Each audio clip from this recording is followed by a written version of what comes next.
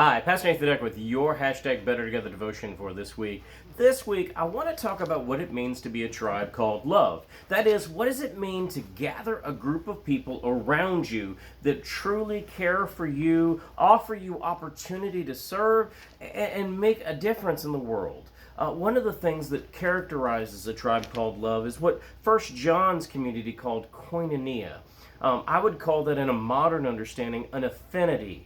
That is, there is something about the group of people gathering together that links them with one another. This is what happens in a sports bar when members of the same team see each other wearing their t-shirts. They may not know anything else about one another, but they see that t-shirt and they know, oh, they're on my team. And so they go up and they chest bump and they high five and they do things like that because they have an affinity. They have something that links them together. For us as Christians, the most important thing that links us together is Christ's love, God's love. First John's community put it this way in chapter 3. How great is the love that God has lavished on us, that we should be called the children of God, and that is what we are. Our Father has lavished huge amounts of love. Christ said we would be known by our love for one another. Love is our affinity. We love to love. We've experienced the salvation thing. We've experienced God in some mighty way in our lives, that God is interacting with us within the story of salvation, within the story that continues being told to this very day, and we can't let go of it. We're excited about it, and things are changing around us because of it. We have an affinity, a strong affinity for one another. One that when all the chips are down and an emergency is happening, it's what holds us close to each other.